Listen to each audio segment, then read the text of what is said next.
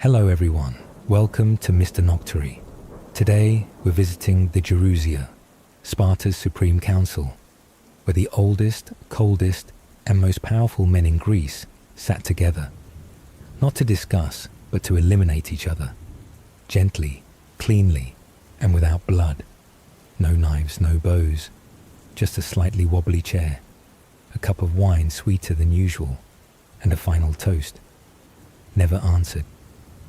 If you think modern politics is brutal, try surviving a closed-door meeting in Sparta, where death came slowly, politely, and was never recorded in history. Before we begin, if you truly find this a cozy place to shelter through the night, please hit like and subscribe, but only if you really want to, no pressure. Like the rules of an old tavern, only stay if you need a place for silence. And do you know what I love the most? Seeing the comments, finding out where you're from and what time it is. Whether it's New York or Norway, 1 a.m. or 5 a.m., you're still here, and I see you. Now turn off the lights, turn on a small fan, if you have one, not for the heat, but for that soft humming sound. And suddenly, you no longer believe a chair is harmless. You've survived 3 major battles, 2 thigh wounds, and 1 argument with your wife that lasted 8 winters. No one expected you to be picked because getting into the Gerousia isn't a test of wisdom, but a contest of who gets shouted for the loudest. In Sparta, people vote by yelling the name of the person they support. Whoever makes the crowd yell longer wins. Whoever is met with silence goes home. You made them scream your name hoarse, not because you're good, but because you outlived everyone else competing for the chair. And now, you're called elder. Not the kind of elder who tells ghost stories to kids, but one of the 28 Spartan men chosen to decide the fate of the whole city-state. You step across the threshold of the Gerousia Council, the highest seat of power and the lowest level of personal safety. Your hand still slightly trembles under the red toga, the official attire for council members. It's woven from coarse wool, heavy like a blood-stained winter blanket, and smells. Unclear whether it's camphor or the last wearer who didn't make it back. You've just put on not just clothes, but a declaration. I've entered the place where spears don't need to be sharp because words can kill first. They congratulate you. Before you walk in, an old man who once sat in the Gerousia for decades now, blind in one eye, leans towards you and whispers, "Sit up straight, don't talk much, and never drink the first cup of wine." You nod, not quite understanding, but your gut tells you that wasn't a joke, because if someone survived that room for 30 years, his words are worth memorizing with your bone marrow. You nod like a breathing rock, no emotion, because that's what you're not supposed to show here. But inside, you're thinking, "Dear Apollo, did I just step into a fire pit roofed with honor?" The council door opens, no creak, no welcome. It swallows you whole, as if this isn't a meeting room, but the belly of a giant stone snake. You see them, the 27 other elders, each like an old stone statue, noses broken, but still sitting upright, as if their spines were gifts from the god of war. And in the middle of the room, a line of low wooden chairs, the only thing not covered in Spartan combat training, how to sit and not get killed. You look around, no one smiles, no one greets, no one says congrats. Here, silence is applause, and coldness is the initiation rite. An old silver-haired man, the supreme ephor, points to the last chair in the row. You walk toward it And you stop. You hear something. A tiny cracking sound, not from someone's mouth. From the chair leg, you look closer. One of the four legs is slightly shorter. Looks like it's been re-shimmed with new wood. You're not some green rookie. You once saw a chair like that collapse under another man, and his head snapped back like a jar lid. His name was Cleomenes, an elder who once proposed letting helots learn to read. Just one meeting later, the chair he sat on suddenly broke mid-speech. No one helped. No one flinched. Everyone just quietly watched him fall onto the stone floor, neck first onto the step. The next day, the proposal was withdrawn, and ever since people began to sit a little lighter and speak a lot less. You gently lift the chair, switch it with the one next to it. No one reacts, no one says a word, but you're certain one of them squinted for just a millisecond, then returned to their statue-like coldness. You sit, the chair holds. Your spine is still yours, heart still beating for now. The council begins the session with a simple invocation. For Sparta's eternity, for traitors to vanish in silence. You sit still, back straight, eyes open. Not a word. You don't know when you'll be tested. You only know the first chair didn't kill you. But there are more chairs, more meetings, more cups of wine, more nods and more eyes like blades hidden behind red togas. Welcome to the Jerusia, where warriors no longer use spears, but silence to measure loyalty, and sometimes gravity to resolve political disagreements, where you survive by speaking less than the man who just died. The first meeting passed like sleepwalking. No one shouted. No one slammed the table. No one spoke more than 2 sentences in a row.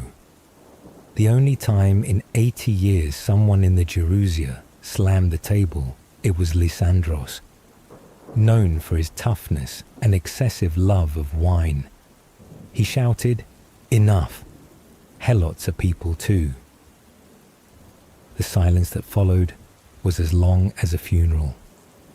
3 days later, he was found, sitting dead in his chair, eyes still open, wine still unfinished, but heart no longer beating. The cause of death was recorded as natural from emotion. The only things that moved were eyes and wine cups. Politics in Sparta wasn't about arguments. It was silent warfare. You didn't debate. You hinted. You didn't oppose. You looked right then, looked left then, nodded slightly as if you agreed with yourself. And if you spoke more than 3 sentences, you'd hear a spoon gently tapping against a cup, not to call a servant, but as a sign. That's enough. Acting through silence. In Athens, you persuade with logic. In Sparta, you're only allowed to sit in the right spot, lower your head at the right time, and breathe at the proper volume. You saw Elder Menephos accidentally clear his throat when someone made a suggestion. The result? That suggestion was killed within 3 seconds. No one asked what Menephos meant. Just clearing his throat was enough to mean he didn't like it. Strange, right? A cough could change the fate of a law. A frown could replace an entire speech. When you don't know who the enemy is, best not to look at anyone at all. You learn that in the Jerusia, everything could be a message. Placing your wine cup on the left means agreement. Placing it in the middle means rejection. Placing it on the edge means someone really hated what you just said. And if someone winks one eye, depends. If it's your friend, maybe a sign of alliance. If it's the F.O., you better start writing a will. And if he winks both eyes and glances at the ceiling, It could be a sign of a small coup, or maybe just dust in his eyes. But don't bet your life on figuring it out. You accidentally touched your chin when an elder talked about raising taxes. That gesture anywhere else means thinking. Here, it was understood as, I think you're useless. The result? 3 days later, at a small banquet, you received a cold smile and a wobbly chair. Death in Sparta is often spoken of in whispers. You heard about another elder, Talos, who once proposed reducing the number of helot guards. He didn't die in the council room. He died 3 days later while washing his hands with warm water and slipped on a completely dry floor. No one investigated. No one asked just a single line. He passed away in peace. And from then on, no one ever brought up reducing slave guards again. Silence is a vote that weighs more than law. You understand that in the Jerusia, saying nothing is a stance. And strangely, in Sparta, real power lies in what's never written down. No one records it. No one teaches it from the start, but everyone knows. Never argue with the effer when his ears turn red. Never be the first to stand up after a meeting. The first to stand is often the one who sits forever. There was once an elder who wrote these rules in wax to teach his son. 3 days later, the wax was burned, and the son moved away without leaving an address. A glance is a decree. A silence is a sentence, a nod. Can save a family or destroy it. End of the second meeting, and you're still alive. You walked out of that room like stepping out of a magical ritual, your whole body exhausted, though all you did was sit straight and keep a cold face. A slave boy carrying a wine tray looked at you and whispered, "How many words did you say today, sir?" You replied, "Not enough to die."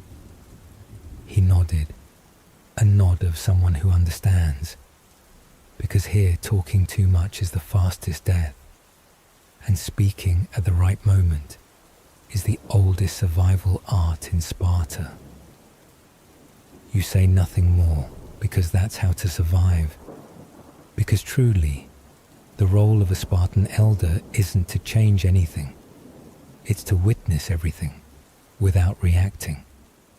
You're like someone invited onto a wagon rushing downhill, not to steer, but to wipe the sweat of the one who does. No one asks what you think. They just want you to nod at the right time and stay silent in the right place. And because the Jerusia never liked good storytellers, where you sit, and the chair decides if you live or if you only sit once. The polished black ebony chair was placed in the farthest corner of the room, near the wall, near a column, near a ventilation hole no one ever explained. It was the seat reserved for the youngest member of the Jerusia, which meant you. They said the wood for this chair came from the sacred forest beside the temple of Artemis Orthia, where the ritual beatings of youths took place to train their courage. Blood once soaked into the roots of that tree, and when the tree fell, no one dared touch it, except for the carpenter of the Jerusia. They only said, "The chair will choose the worthy." No one knew whether that was a blessing or a warning. The one who led you there said nothing, just placed a hand on your shoulder and nodded gently. You sat down. The chair didn't creak. You let out a breath, because you'd once heard a saying passed down since Lycurgus, the first lawgiver.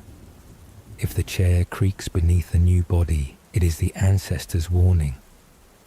Sparta had no prophets, but chairs knew, and if you heard a groan, you'd best find a way to leave politics before politics leaves you. But at that moment, 3 other elders, unprompted, turned their heads toward you. They didn't speak, they didn't smile, they just stared. You felt like you had accidentally sat on someone's grave. The chair has a memory of its own. They said this chair once belonged to Cleomenes, who died with his neck twisted, then to Talos, who fell from the chair while laughing, and before them, someone whose name no one remembers because he only managed to say one sentence: "I have a proposal." That was the entirety of his political career. One sentence. You knew of a forbidden list, names of those who once sat in this chair and never returned after the third meeting. It wasn't written on paper. It wasn't spoken aloud. Only that, if you dared to lean forward and look under the stone table in the center, you'd see rough carvings, names, dashes, and then blank spaces. The last one was marked with a single word: too soon. Being watched does not mean being noticed. From the corner of your eye you saw the oldest Ephor, named Damaros, staring at you like a blade yet to be sharpened. Every time you moved, he lifted his wine cup slightly. Every time you frowned, he touched his forehead. You tried to sit perfectly still. He nodded slightly, because maybe he wasn't watching you, but watching the chair. His hand rested beside an old goatskin notebook, and every time the chair made a sound, he made a small dot with charcoal. 3 dots.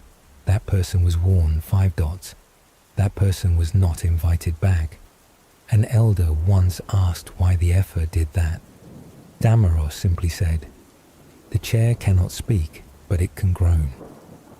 You didn't know if that was a sign of approval or a message. Yes, keep sitting there and I'll see. The feet of the dead once stood here. While someone read a new tax document, you looked down at the floor beneath your chair.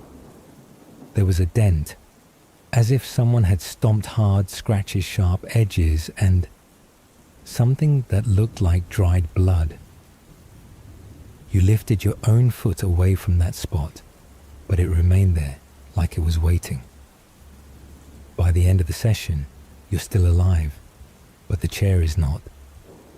When everyone stood to leave, you stood as well. A soft crack echoed. You turned the chair, had broken one of its legs. No one said a word. An elder passing by muttered, "It's chosen someone else now." You didn't dare ask who it was, because here lifeless objects had more authority than words, where the sweetest things are signs of what's about to be lost. The first cup of wine, to welcome or to end. The first session ended. You survived. You stood up. You were offered a cup of wine mixed with honey. They called it melikroton. Honey wine once used in farewell rites for warriors no longer allowed to go to battle. In Sparta, to fight was honor, and to not fight anymore was to be sent away. At the Jerusia, this cup wasn't for those about to die. It was for those about to be forgotten. No one forced you to drink. No one stopped you from refusing. Only that everyone was watching.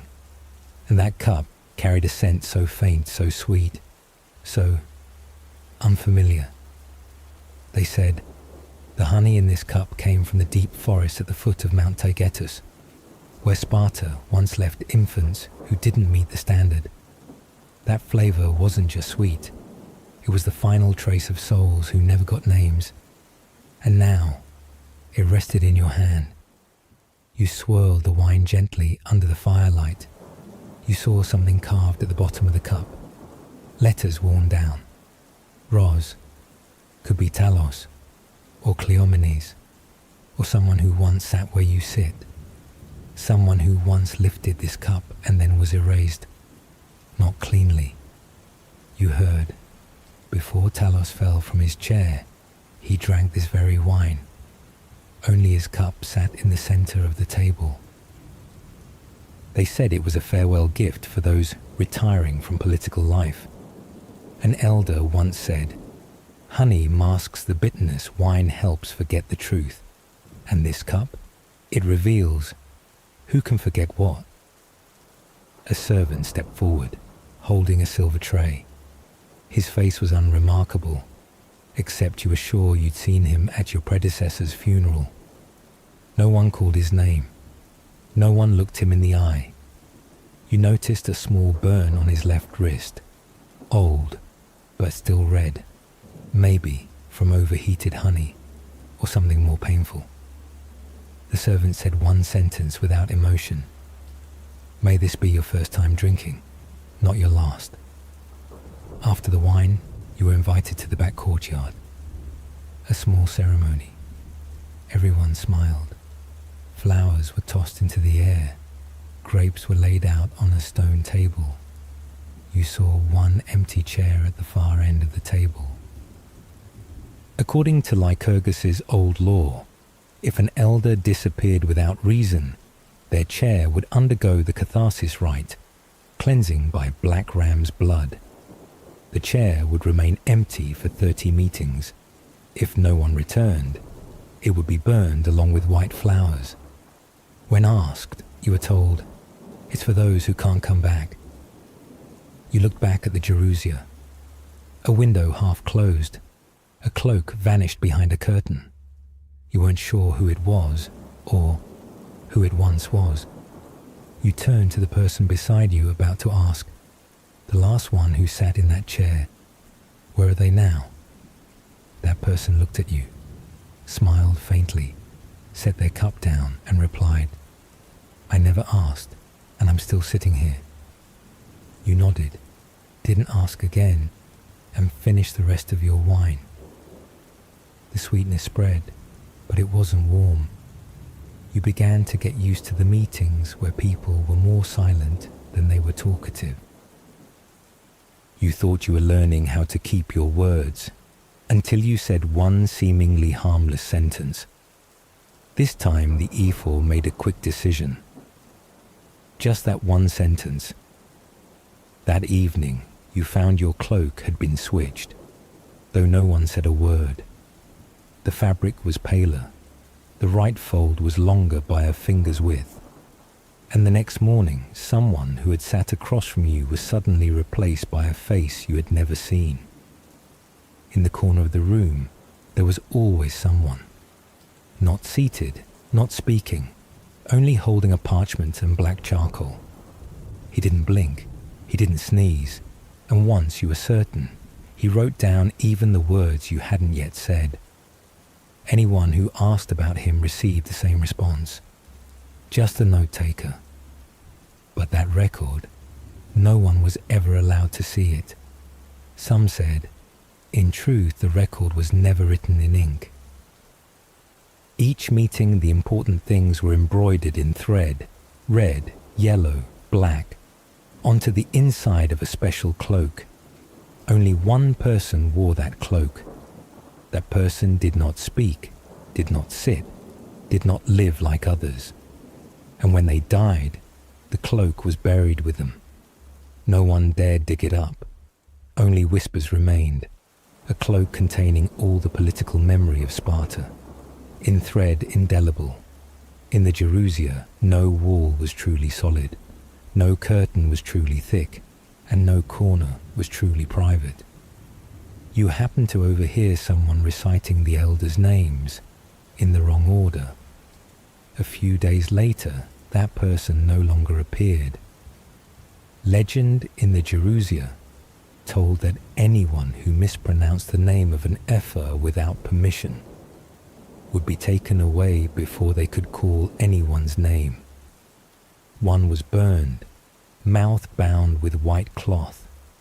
No screaming, no sound left behind. Only the smell of ash in the walls remained.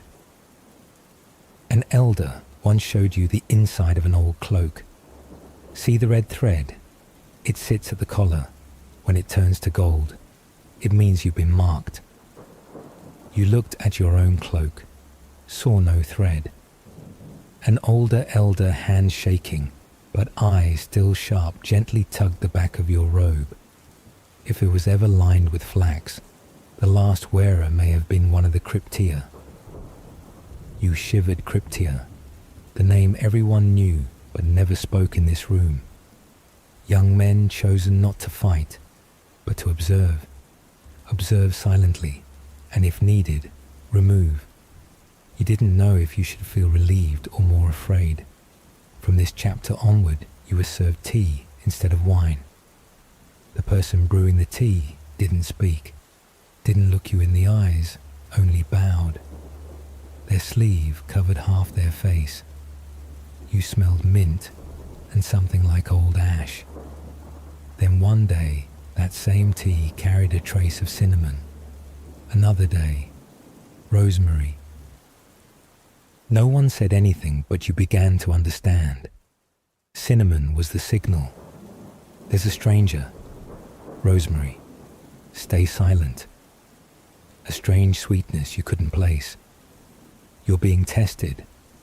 No one told you whether to drink or not, but everyone raised their cup. And you didn't want to be the only one missing the signal. From now on, you stopped saying what you thought.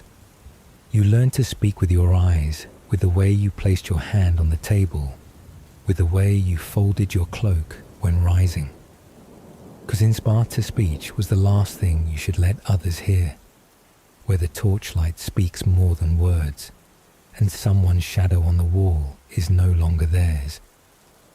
Sparta had no campaigns, only choosing and being chosen. And the night before that day you didn't sleep. No one did. Not even the guards. Not even the fire crackled. You asked yourself, if they choose you, what does it mean? If they don't choose you, how long have they already seen through you? Then you remembered an old tale. Sparta once had a strange voting method, not by ballots, but by shouting. The announcer would call out the candidate and listen for cheers from the crowd hidden behind the walls. The quieter the cheer, the more trustworthy. If it was too loud, it was deemed dangerous. Jerusalem doesn't choose the beloved, but the one who can hold silence. The torches in the Jerusalem corridor never went out. Before entering the hall, each person had to perform a simple ritual, but one impossible to fake. Wash their hands without water. Place their hand on their chest, hold for a single breath. Anyone who trembled, exposed anyone who breathed quickly, couldn't hide. No one said anything, but in their minds a name was crossed out. That night they lit small oil lamps, placing them along the hallway. Everyone who passed had to look down. Those with trembling hands would spill the oil. Those who spilled left a footprint. And the next morning, that mark would be remembered. Not on paper, in memory. A former elder once said, "On the night of selection, every cough, every scratch of the head, every tap of the foot is a vote." You didn't understand. But then you saw someone pretending to sleep, their head tilted ever so slightly toward you. Another adjusted their robe, then glanced. Someone else silently poured wine, but shook their hand 3 times. Perhaps no one really drank anything that night. They were just counting. Who looked up, who looked down, who sighed quietly, who tried not to breathe. Everyone had a small bronze mirror, usually for checking their hair or for reflecting sunlight into the eyes of young soldiers for fun. But that night, all mirrors were turned face down. No one wanted to see themselves, nor accidentally reflect someone else. On the night of selection, everything must be reversed. You were served a light meal. Earlier, in the corner of a low table, someone had quietly placed a silver spoon, a rare thing in Sparta. No one asked, no one touched it. But the next morning, the spoon had been bent lying face up on the table of the one who brought it. And that person, once a bright candidate, withdrew without a word. Silver does not rust, but the human heart bends easily. No meat, no bread, only boiled beans and no salt. An elder chuckled. Salt preserves memory, and there are things tonight best forgotten. You ate in silence, not knowing whether to preserve strength or to say goodbye.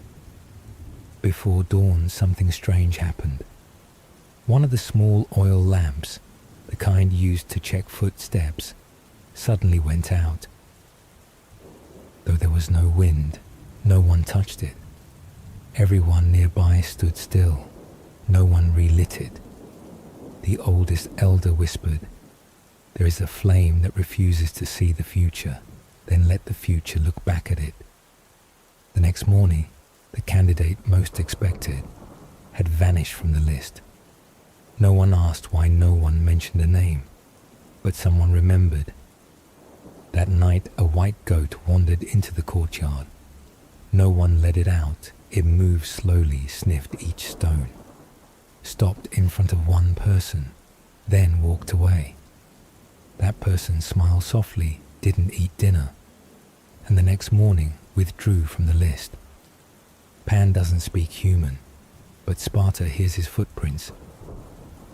That night, Sparta didn't breathe, only the living, pretending they didn't exist, because tomorrow morning the name that is called is not an honor, but a living sentence signed in contemplation. If you want to change the law, ask yourself, do you also want to change your blood? Sparta doesn't like change. Sparta hates change, because every change is an accusation that the one before was wrong, and the one before is often still alive and still in power. So if you want to change something here, you don't just need a reason. You need a reason to survive after saying it. Years ago, an elder once dared suggest shortening the training time for children. He believed, we don't need more warriors, we need people who can write and can think. 3 days later, he slipped and fell down the stone steps. Steps that had never had moss. No one said anything. But since then, those who propose reforms all learned to walk very slowly on dry ground. You walked into the Jerusia chamber carrying an idea, a good idea, a correct idea, an idea that would remove at least 3 people from their top seats. You spoke watching reactions, like playing chess with an opponent who wasn't there. No one interrupted, no one agreed, but when you got home, the cloak you'd hung out to dry that morning was gone. In Sparta, whoever loses a cloak is about to lose a role. The next day, you received a new mirror, and then you noticed something strange in the Jerusia chamber. Behind the always closed red curtain, there was a small door. No one spoke of it. No one admitted it existed, but those who passed through it never appeared in the next meeting. Legend says an Ephor once proposed redistributing power between the king and the people, and was invited to rest through that very door. No indictment, no funeral. Just an empty cup left on the meeting table, as if no one had ever sat there at all. Not to reflect, but to remind you. Someone saw your face clearly enough to return it to you. They say that Jerusia once had a brave man, his name erased from the records. He's only known as the 12th man, because he was the only 12th member to ever ask to change the voting method. He lived exactly 12 days after that proposal, but he wasn't the only one. In the 3rd century BCE, King Cleomenes III tried to reform Sparta's land system, returning ownership to the poor. He cancelled debts. He divided land. He declared, no one is a citizen if they have nothing to protect. The result? He was opposed by the nobles, forced to flee to Egypt. And there Cleomenes took his own life with 12 knife wounds to the stomach. Historians disagree whether it was despair or a final message to those who held land but not loyalty. On his last day, the 12th man left behind a piece of parchment. Unsigned, no ink, only scratched in with a fingernail.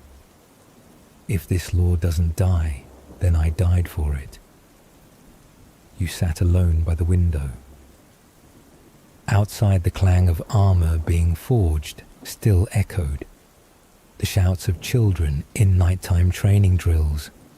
You thought, but before anyone even thinks the word reform, they must walk past the stone statue of Lycurgus, the legendary lawgiver who laid the foundations of all Spartan law. They say before each meeting, if you intend to propose a change, you must whisper your words into the ear of that statue, not for approval, but to see whether by morning you'll still have a voice to say it out loud. Someone once whispered too loudly and woke the next morning with a burning throat and a fishbone in a bowl of porridge no one admitted cooking.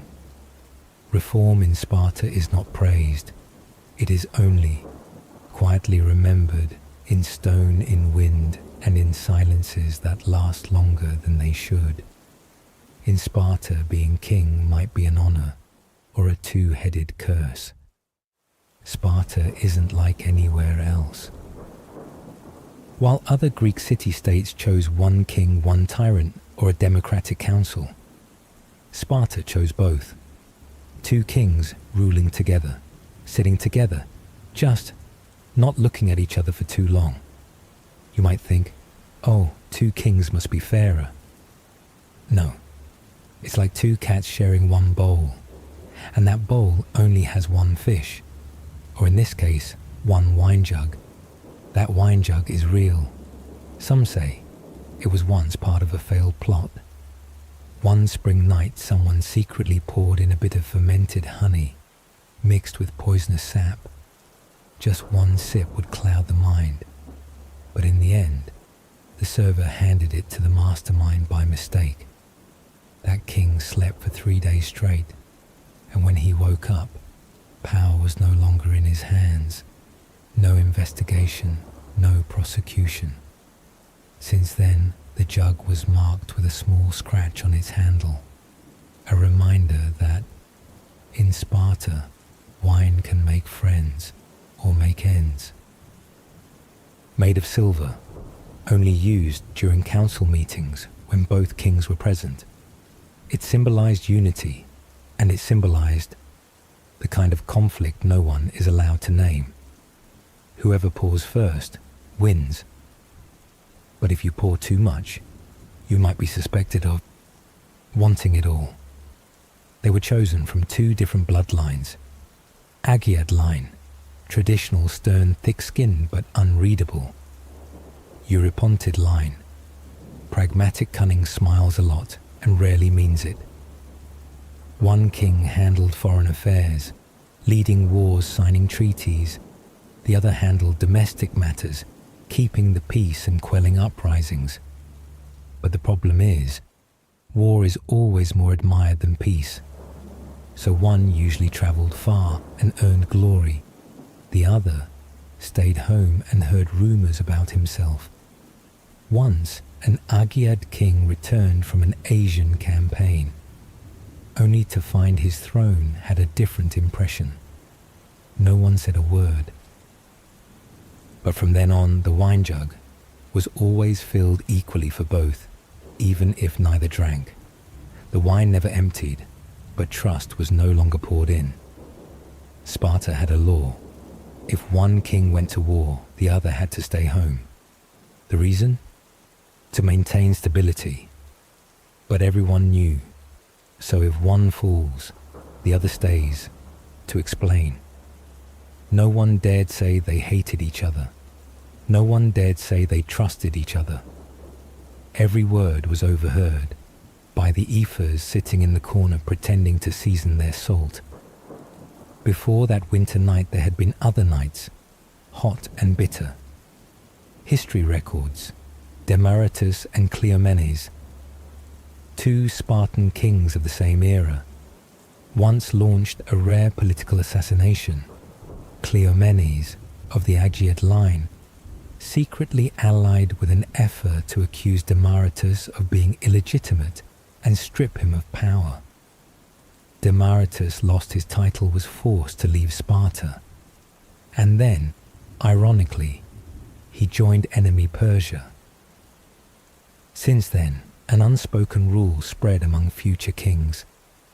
If you can't share the throne, make sure the other has no ground to stand on.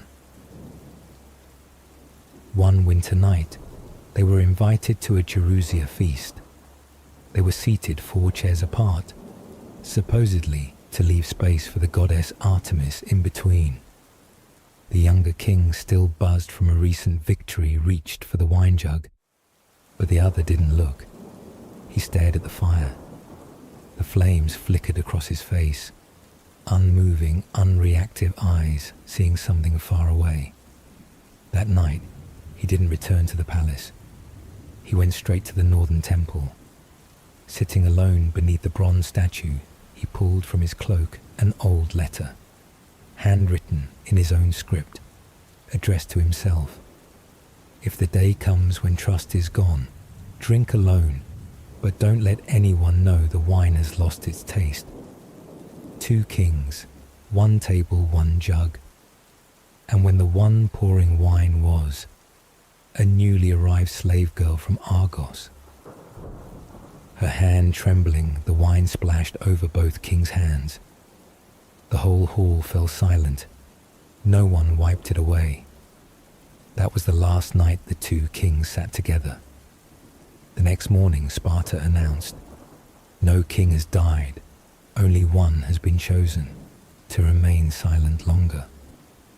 The empty throne was wiped with a red cloth.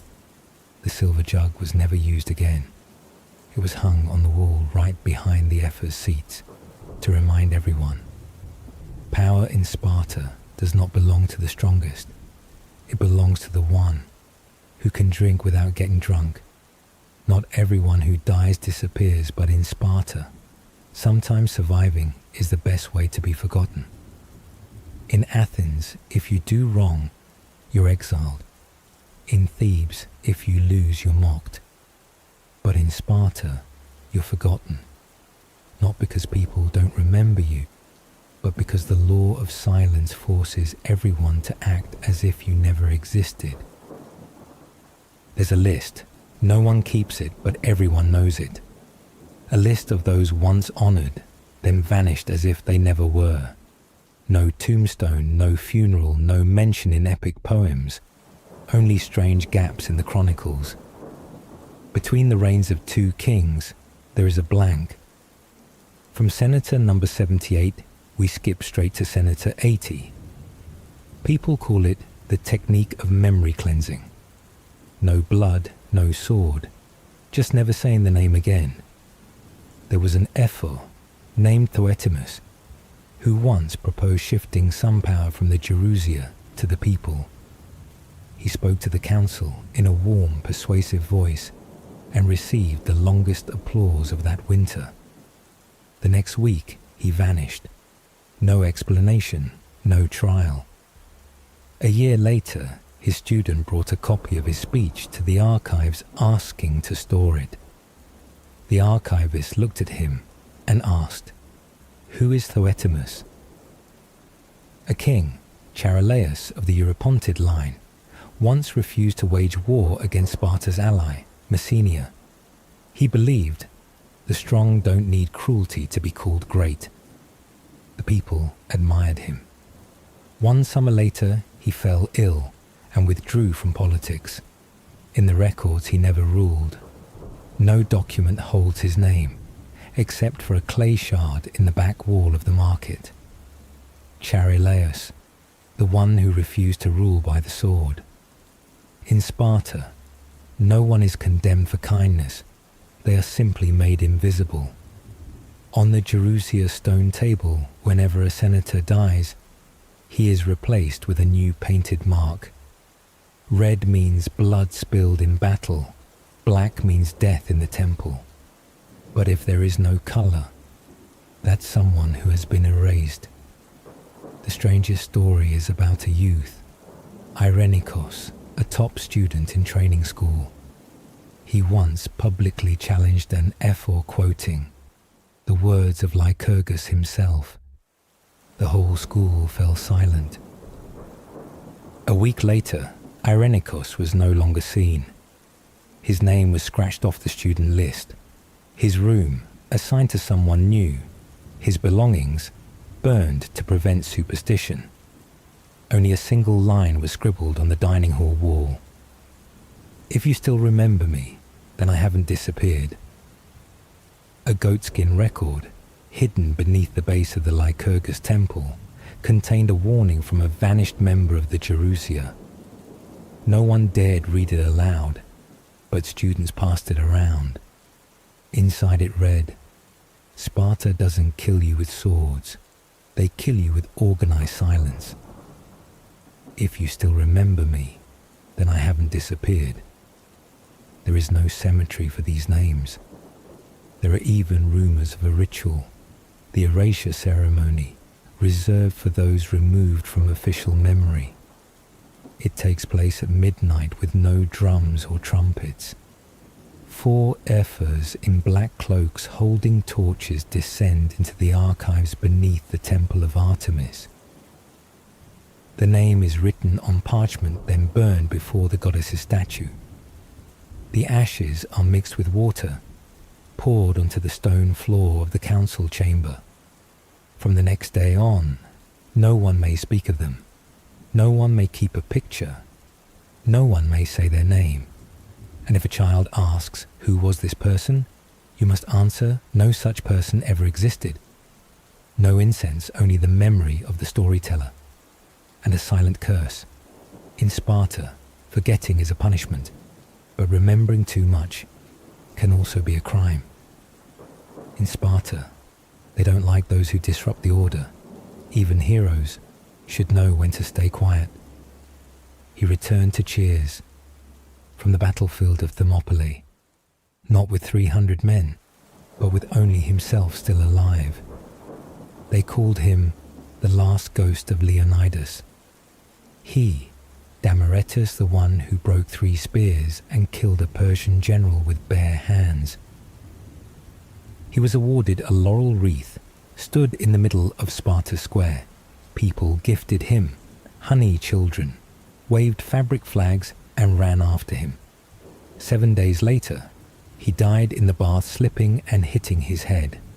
No witnesses, no public funeral, no investigation. Some said he was too exhausted. Some said he took his own life because he couldn't bear the empty praises. But an old incense seller in front of Apollo's temple whispered, "He asked too many questions."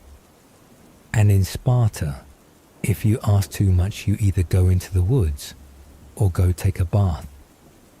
Before he died, Damaretus once spoke a sentence at the council that made the room go silent for 17 seconds. "If I can survive hell, then I can also ask, why did you never send anyone to rescue us?" No one answered. 3 days later, the oil jar in his bath was replaced. There was a strange smell. No one investigated. A week after his death, his statue was moved into storage. No one knew the reason. But a few days later, a child, the son of the archive keeper, recounted seeing his father holding a scroll sealed with a strange red mark. The man went straight to Athena's temple, stood silently before the altar for a long time, then burned the scroll before his child's astonished eyes. When the child asked what it was, he mumbled, "A thank you letter from a soldier who no longer exists." No one checked again. No one recorded it. The scroll, if it existed, turned to ash right before the eyes of a goddess of wisdom. At the same time, there was a strange report from the armory. The bronze shield, engraved with a scorpion, the one Damaretus carried in the Battle of Thermopylae, was reported missing after an inventory check. The reason recorded was brief. Slight burn due to ceremonial candle. But the warehouse guard whispered that there had been no fire. Only a group of strangers wearing the Jerusia insignia, who came in the middle of the night, then left with a wooden chest wrapped in red cloth. No one mentioned it again. No one asked. In folk tales, it is said Damaretus didn't die. He was only forced to change his name sent across the Arcadia border. They're a strange man, long hair, never bathed, always telling old stories, began teaching children that courage is not in wounds, it's in daring to speak in the most dangerous place, the council. 7 years later, a child drew a warrior in charcoal on the school wall. Below the drawing was the line, Damaretus didn't die, he just changed form, so people wouldn't be afraid to remember him. In Sparta, death doesn't always come from a blade. Sometimes it comes from a nod, or from a silence that lasts just a little too long. There was a man. No one knew his real name. In documents, he was called the vote messenger. Not a member of the Jerusia, not an Epher. He didn't wear a red cloak, didn't bear the lion insignia. But every time a vote was cast, he was the last to walk the line quietly, whispering the result into the ear of the one at the top. He didn't write, didn't speak publicly, didn't feast, only drank water, and sometimes counted fingers. Every time a councilman was removed or disappeared for health reasons, he was seen at that room the night before. He brought nothing, just sat on a chair, stared straight at the victim, said nothing, just nodded slightly, and left before the moon reached its peak.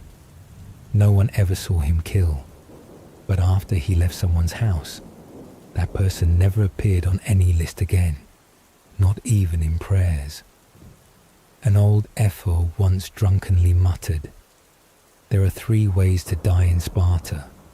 1 is to die on the battlefield. 2 is to die in the bath. 3 is to be looked at by him. 3 times." Scholar Plutarch recorded a strange tale on a winter's night. A young warrior begged to leave politics to return home and care for his sick mother.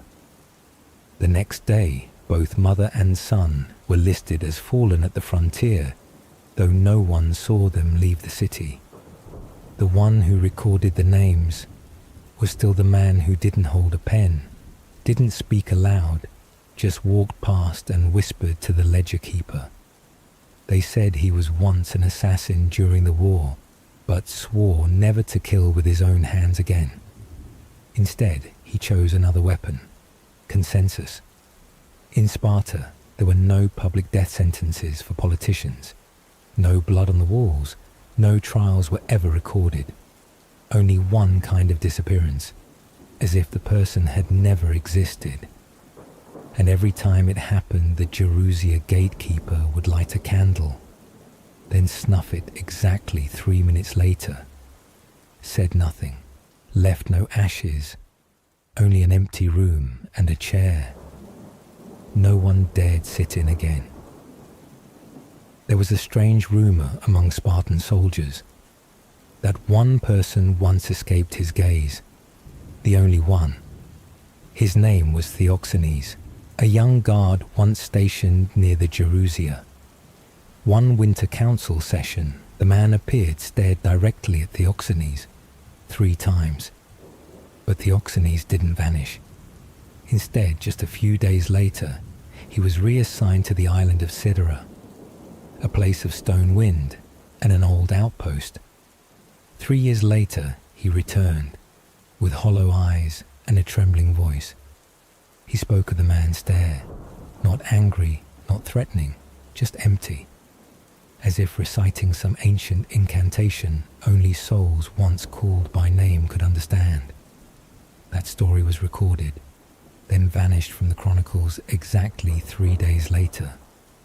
There was also a time when 3 young ephors secretly met, planning to reform the voting process in the Gerousia. The meeting happened before dawn. Only yellow candles and a map of the old city spread across the floor. And he, uninvited, unannounced, walked in.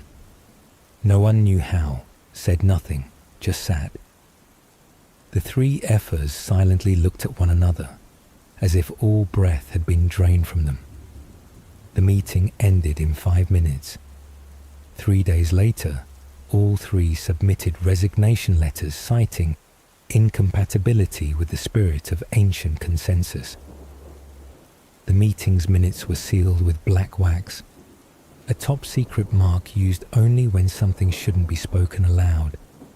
As for his true identity, no document ever recorded it. In the archives, every time his name came up, there was only a small drawing, an empty hand, no fingers, no flesh. Some scholars believed it symbolized power without form. Others thought it was the mark of an underground organization from wartime, where executioners were forbidden to leave biological traces. When historian Demetrius publicly questioned this symbol during a lecture, he was asked to leave the hall, and his home library later burned down without clear cause. Because in Sparta, death is not always the end. Sometimes it's just a seat already chosen. You walk into the Gerousia on a foggy morning. No drums, no guards, no one in the room, except 14 eyes staring at you from the circle of stone chairs. And one empty chair, reserved for you, lies in the center, not beside, not behind, but in the middle of the circle. You stand there, heart-pounding, palms sweating under your woolen robe. No one speaks. No one gestures. Only an old ephor gives a small nod, and suddenly they all look down. On the stone chair meant for you there's a small, fine-etched line. Whoever once betrayed the will of silence shall hear everything, one last time. You don't understand. Or you've already understood, but hoped it was a joke. You sit down. The circle closes, the doors of the Gerousia shut behind you, soundlessly. 3 people speak one by one. No one says your name. No one states the exact reason. They only speak of a councilman who once tried to propose changes to the ephor election process, who had shown doubt about the integrity of the ancient consensus. They don't need to say your name, because the chair you're sitting on has done it for them. Wind whistles through the wall's cracks. You feel cold. You feel the room tilt slightly, as if you're sitting at the center of a giant scale. The last to speak is an old friend, someone who once drank wine with you during the winter festival. His voice is hoarse. He doesn't look at you. He looks at the chair. His presence was once an honor. And then silence. A long pause, as if no one knows whether to applaud or bow. You try to speak, but your throat is so dry not a sound escapes. When you are led out, not through the main door, but through a small one in the back, you realize it's not an exit. It's a tunnel, leading down, down, down. And finally, it opens to a small, empty room, with just one chair, exactly like the one you just sat on. On it is etched, one last time, to never rise again. In Sparta, no one is executed, no one is sentenced. There are only chairs that are chosen. And one day you realize sometimes death doesn't come from a dagger, but from sitting in the right place for too long. Old Kingdom, around 2613 to 2181 before the Common Era. The Old Kingdom was marked by monumental architecture meant to honor the gods and consolidate royal power. King Joser, around the year 2670, before the Common Era, ordered the construction of the first step pyramid at Saqqara, designed by Imhotep, the vizier, who was also a physician and architect. Imhotep is also considered one of the first to compile medical texts, presenting treatments for over 200 illnesses and proposing that disease might have natural causes instead of solely divine punishment. The peak of the Old Kingdom lies in the three pyramids at Giza: the Great Pyramid of Khufu from 2589 to 2566 before the Common Era, the Pyramid of Khafra from 2558 to 2532 before the Common Era, the Pyramid of Menkore from 2532 to 2503 before the Common Era. These structures were originally clad in white limestone shining under the sun, representing wealth, power, and extraordinary technical prowess. Scholars still debate how the ancient Egyptians transported and positioned these massive stone blocks. Before Joser kings were buried in mastabas, flat rectangular tombs lying low to the ground. But Joser didn't want to rest quietly beneath the sand. He wanted to be remembered, not just as a ruler, but as a bridge between humans and the divine. And so he summoned someone special. His name was Imhotep, not yet a god. He was a vizier, an architect, a doctor, a high priest. He wore no armor, held no whip, only carried an idea in his mind, and then began to sketch what no one had thought possible. At Saqqara, where winds whisper through sand dunes and scattered bones, he ordered stone blocks to be stacked, not once, but 6 times, step by step, layer by layer, like a ladder for the soul to ascend. But don't forget, the step pyramid was only the center of a much larger complex. Imhotep didn't just build a tomb. He designed a city for the dead. Tall white limestone walls nearly 10 meters high surrounded it, protecting the soul from the outside world. The Hebsed court, where King Joser rehearsed immortality through running rituals and strength-restoring ceremonies. Columns carved to resemble bundles of reeds, symbolizing rebirth, forming a corridor like walking through time itself. Imagine yourself walking between those columns. Wind brushes through stone gaps. Echoes return like whispers from spirits not yet gone. And you, a living soul, begin to wonder whether you just crossed the border between two worlds. There's a detail rarely told. Before laying the first stone, they had to master the ground itself. Imhotep ordered Saqqara's terrain to be cleared, leveled, and precisely measured. A very unusual thing back then, when most things were close enough.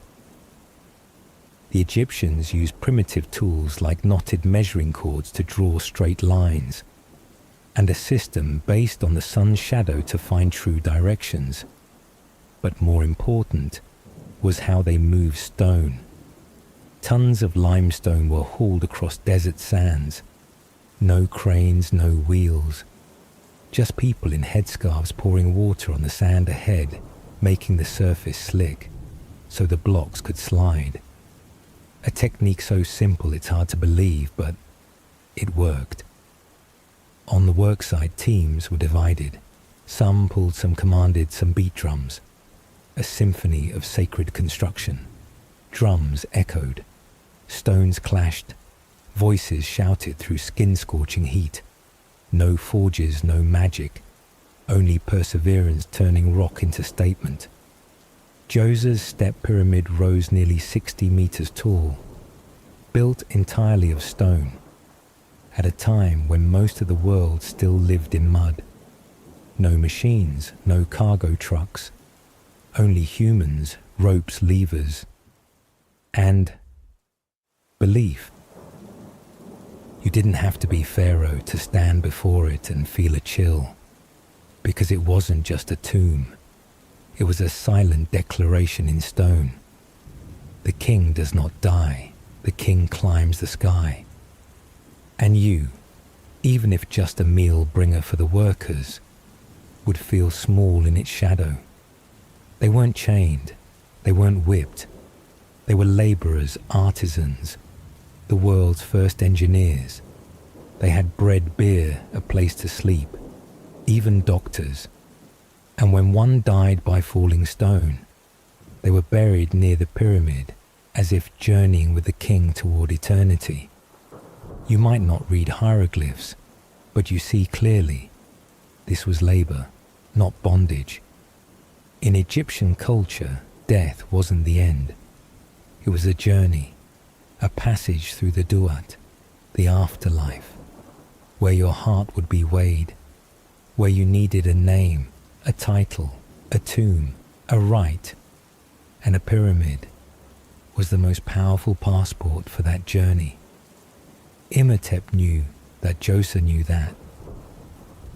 And even the stone carvers sweating under brutal sun knew that. That pyramid wasn't the biggest, but it was the first.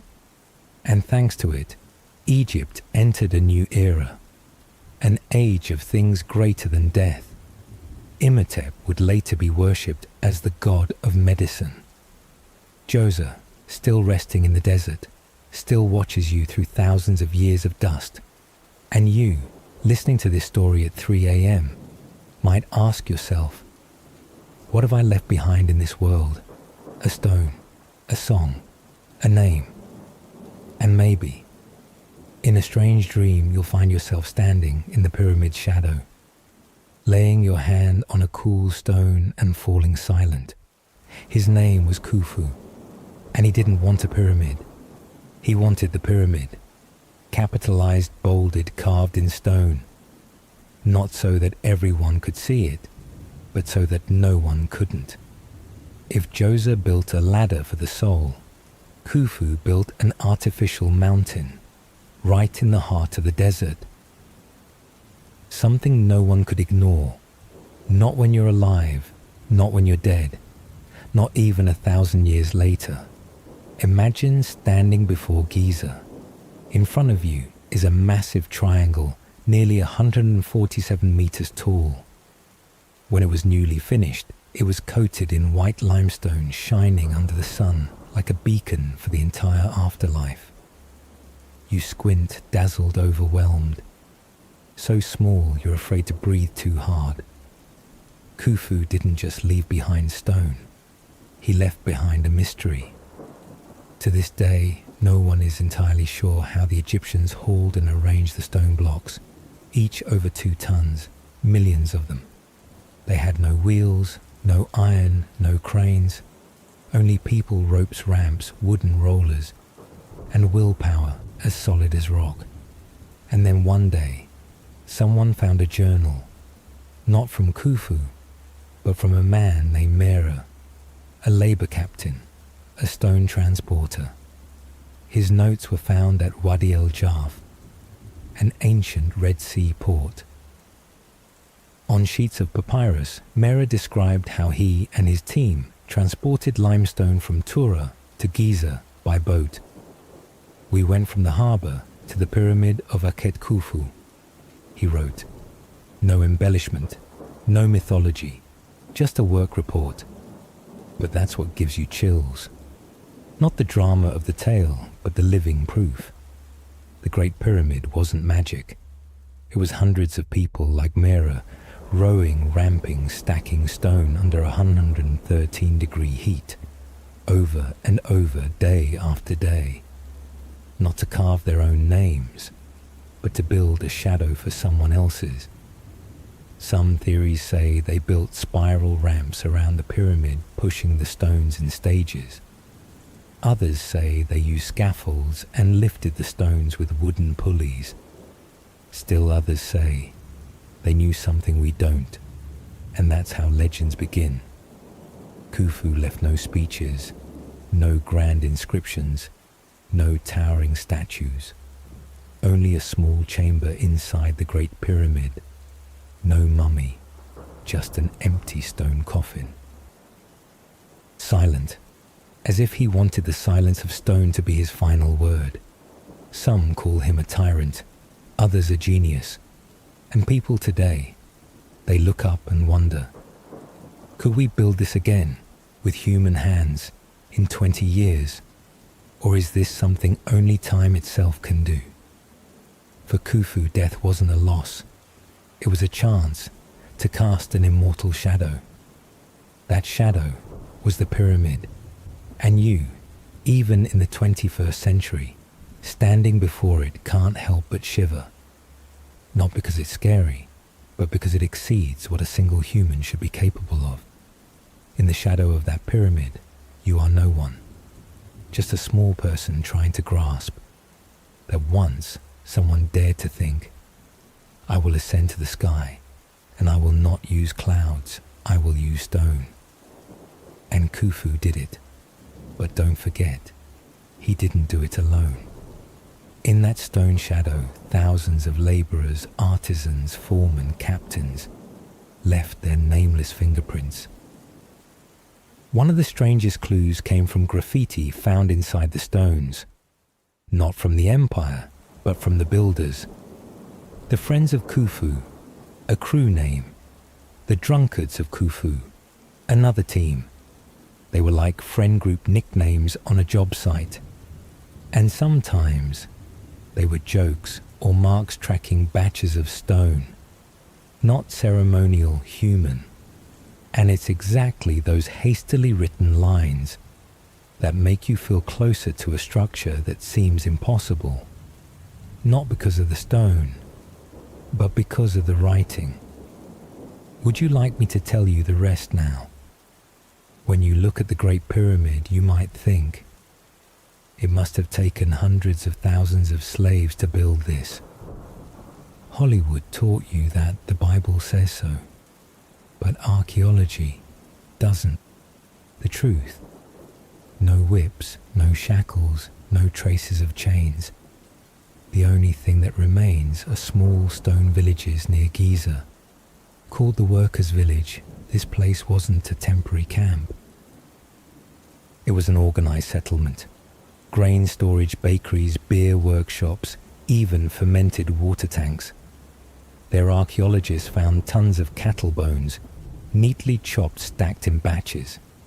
This shows workers ate meat regularly, a rare privilege in ancient Egypt. This wasn't a slave's ration. It was nourishment for the important. Pyramid builders were treated as national assets because each one was a link in the pharaoh's colossal political, religious, technological machine. Their archaeologists found kitchens where people grilled meat, baked bread, brewed beer. They found a medical camp with bones set and splintered, signs of a community that cared for one another. They found graves right next to the pyramid where builders were buried with offerings, protective amulets, as if they didn't just work for the pharaoh, but were accompanying him to the afterlife. You begin to realize this wasn't a forced workforce. These were people who believed they were touching eternity. They were laborers, but also engineers, mathematicians, stone artisans, logistics commanders. They were divided into teams called phylae, each with his own role. Those who hauled stones from quarries, those who built the inclined planes, those who aligned the pyramid to within less than 0.05 degrees of true north. People call that ruthless precision. I call it unsigned art. And sometimes they did sign. not with pens, but with lime and charcoal. On stones inside the pyramid, archaeologists found handwritten notes, the friends of Khufu, the drunkards of Khufu. Not curses, not rebellion, but a bit of pride. A worker's joke like a student group scribbling on the lab wall. We were here and we made this. Graffiti from 4,500 years ago. And the whispered voices of anonymous hands. There were craftsmen who spent their whole lives shaping just one corner. No name left behind, only perfect angles. There were people who kept the drumbeat, so 100 men could pull in unison. No statue ever carved for them, but if they missed a beat, the stone would crush everyone. And there were some, maybe orphans or sons of farmers, who joined the construction crew as a chance to change their lives. They learned a trade, they ate better, they became part of something larger than themselves. The modern world may not remember their names, but the stones do. Stones remember the chisel marks, remember the sanding strokes, remember the sweat and laughter baked into the sun. And when you press your ear to a stone at Giza, you might hear people calling each other by nicknames, telling jokes during a break, someone humming softly like a quiet prayer for safety. That wasn't a construction site. It was a massive creative studio. Can you imagine it? A long sloping ramp, wooden planks under the stones, water poured on the sand to help it slide, drum beats echoing, ropes tight as harp strings. And in the middle of it all, one artisan whispers, "Just a little more, the whole world is waiting on this stone." Not everyone believed in gods, but everyone believed in being part of something eternal. So if someone asks you, who built the pyramids, you can answer, not slaves, but those without statues carved in their name who left their fingerprints in eternity. And tonight, if you're lying in the dark in a city where no one remembers anyone's name, close your eyes and imagine you are placing a stone on the eternal tower of your own life. No one has to know. It just has to fit. When Khufu passed away, his great pyramid stood tall as an eternal declaration. I am the peak no one can surpass. But who dares to let their father become too large a shadow? Who dares to live after a monument without becoming a faded silhouette? Khafra, Khufu's son, responded with stone. He didn't build a taller pyramid than his father. He chose a smarter way. He built it on higher ground. And so from afar, Khafra's pyramid looks almost as tall as Khufu's, though in reality it's a few meters shorter. A little optical illusion, a little psychological strategy, a little from a son who wanted to stand beside his father, not beneath him. Khafra's pyramid still retains its polished limestone casing at the top, like a leftover crown from a golden era. Back then, the entire pyramid was covered with white Tura limestone, polished smooth like a mirror. When the sun hit it, the whole structure reflected dazzling light like a divine torch in the desert. But over the millennia, most of that outer shell was stripped away, used to build churches, fortresses, and nameless walls in Cairo.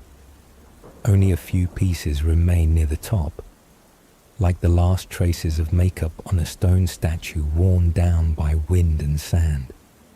A beauty no longer whole, but enough for people to whisper how radiant it once was. At his feet lies the strangest figure in Egypt, a lion-bodied human-faced creature resting its chin in eternal watch, the great Sphinx of Giza. It was carved from a single block of limestone, nearly 73 meters long, over 20 meters tall. As if Mother Earth rose up and a human face was grafted onto an animal body. Not a disjointed construction, but a complete symbol of order and guardianship. On summer solstice days, the sun rises directly between the Sphinx's front paws, as if a cosmic ritual was fixed in place, not by gods, but by engineering and astronomy. Many scholars believe the Sphinx's face is that of Khafra himself, a king carving himself onto a lion's body, not to intimidate but to silently guard his tomb and his father. And what about Menkora? If Khufu represents greatness, Khafra represents balance, then Menkora represents kindness and refinement. His pyramid is much smaller, only half the height of his father's and grandfather's, but is clad in red Aswan granite, a hard and precious stone. He didn't build bigger, he built with heart. The statue of Menkora with two goddesses, Hathor and a provincial deity, was found near his tomb. The three stand side by side with no threat in their stance, no commanding posture. Just three human figures with hands placed on one another like gentle protection. No longer cold authority, but a tenderness with eternal quality. The pyramid race wasn't about who went taller, but who carved themselves into eternity with more depth. The father created a peak. The son created the gaze to guard that peak. The grandson created a space where people could touch divinity without fear.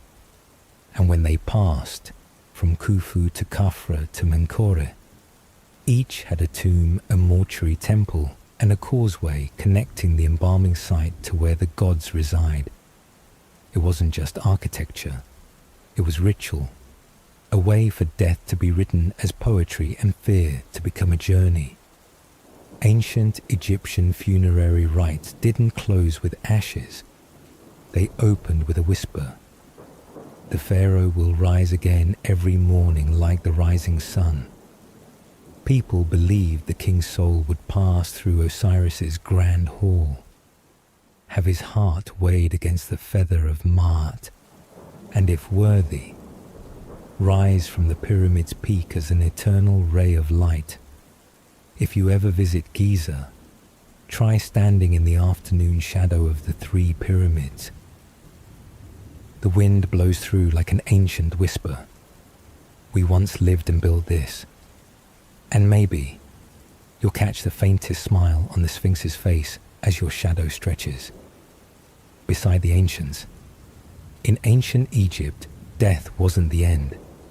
It was a doorway, opening into a journey, long, dangerous, full of trials, for a soul to become Aku, one who has been purified. In other words, you don't die, you move, and your new home lies beyond the sunset in the realm of the gods. But this isn't a 3-day, 2-night vacation. This is a permanent migration, where you must bring everything you need, from clothes, shoes, food, to spells, prayers, and your soul. A religion that doesn't preach, but simulates the world. Egyptians had no Bible, no Sunday sermons, no savior promising to do it all for you. Instead, they had texts buried with the dead, prayers written in red ink, mouth-opening rituals, magic chants, and embalmers more skilled than surgeons. They didn't need salvation, they needed guidance, and the map for crossing to the next world was written densely on coffins' tomb walls even, on linen wrappings. The afterlife, not a heaven. No, there were no clouds, no harps, no glowing white angels. The afterlife, Duat, was a black desert. There were fire snakes, boiling lakes, soul-eating beasts. To get through you needed to have a heart lighter than a feather, of Maat, the goddess of justice. Know the passwords of 42 judging gods, and remember to bring spells, figurines, and a good pair of sandals. Yes, they really buried the dead with sandals, because you can't arrive if you can't walk. They didn't embalm just to preserve the body like a souvenir. They did it because the soul couldn't return if it didn't recognize its own body. Organs were removed and placed in 4 canopic jars, each guarded by a beast-headed god. The heart was kept to be weighed. The brain was scooped out because they didn't value the brain. Maybe they were right. The mummification process lasted 70 days, with priest rituals and professional mourners, because if not enough people cried, the dead might think they weren't remembered. Grave goods. You can't go empty-handed. Ancient Egyptians believed that whatever you needed in life, you needed in the afterlife too. So they buried you with mirrors and combs, bread beer, a Senate game board, and dozens of little Ushabti figurines, servant dolls ready to work for you in the next world. Imagine dying and still having to farm. No, that's why you need figurines to do it for you. They prepared as if living again. And to them, it wasn't faith. It was a certainty. When you stroll through the tombs of Saqqara or Giza, you'll see poems written for the deceased, inscriptions, "I live in the heart of those who remember me," statues gazing east, awaiting the sunrise. And you'll understand, death to them wasn't sorrow. It was a sacred ritual with the hope that the departed wouldn't vanish, but merely step into another sky, where the stars are old souls, where light is a prayer still echoing. There were no clashing weapons, no invading hooves, no horrifying massacre that plunged ancient Egypt's old kingdom into crisis. There was only a river that began to weaken, a management system that swelled like stale bread, and a faith in the pharaoh beginning to crack when the Nile was no longer generous. For thousands of years, the Nile was Egypt's food printer. Each year, it flooded, spreading fertile silt across the delta. But toward the end of the Old Kingdom, that cycle began to stutter. The waters didn't rise. Fields couldn't be planted. Stores ran dry. Bread, once handed out daily to citizens and pyramid builders, became a luxury. No grain, no beer, no hope. A society that no longer slept in fullness began to dream of the old days, when bureaucracy became a plague.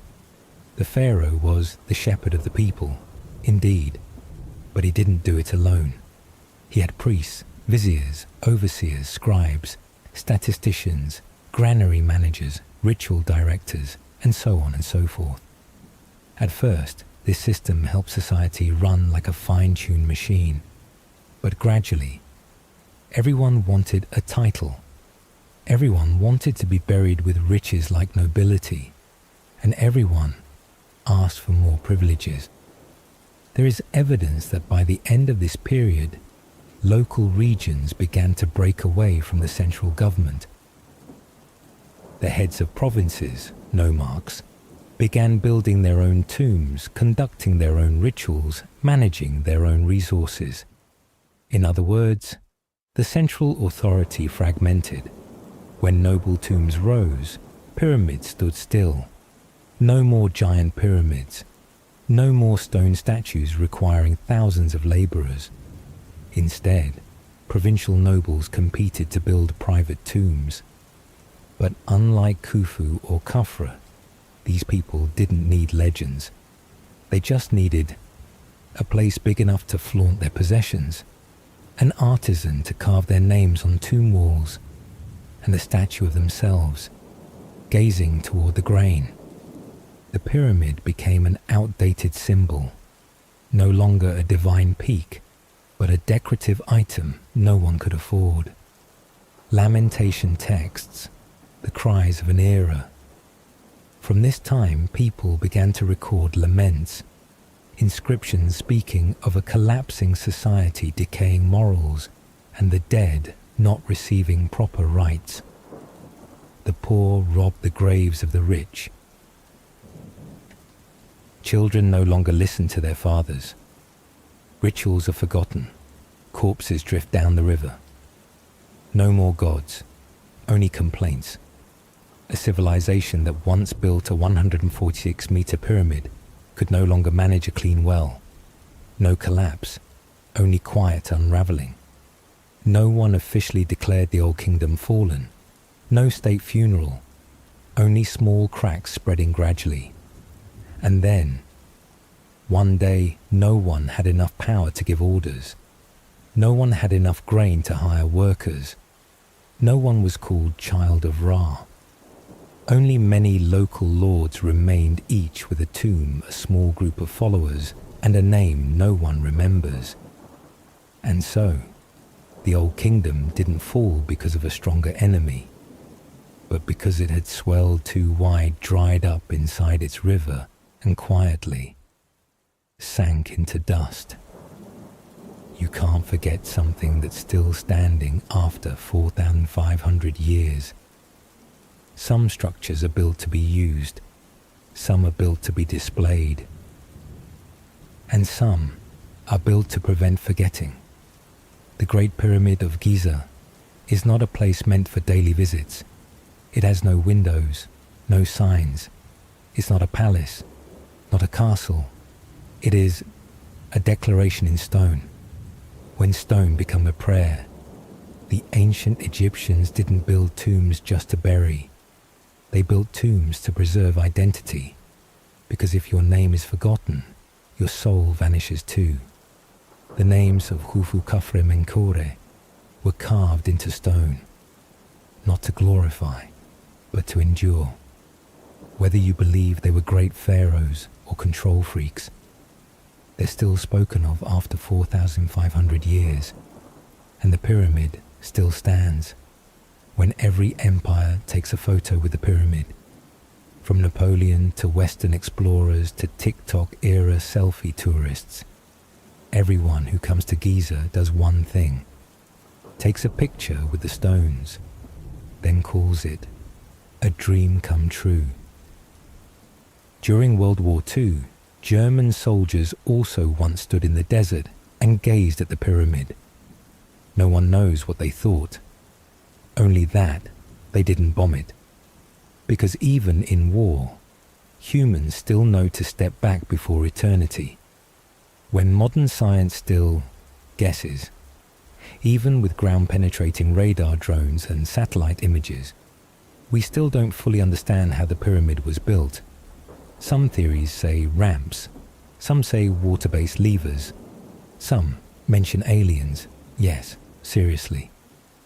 The strange thing is, we can build robots that write poetry, but we still can't recreate a pyramid by hand the way our ancestors did. And when you stand before it, it won't feel like it does in pictures. Desert wind scrapes sand across your cheeks. You tilt your head back and realize you're just a speck in front of an ancient block. No one calls you a tourist anymore. No more TikTok. No more tips like left angle looks better. Only you and a stone mass that survived 4,500 years of sandstorms, war, religion, and forgetting. You can't feel nothing. You might not remember the pharaoh's name. You might forget who Imhotep was. You might confuse Giza with Luxor. But you won't forget that someone once believed so strongly they dared to build this. And sometimes that very belief is the last thing left behind when everything else has faded into dust.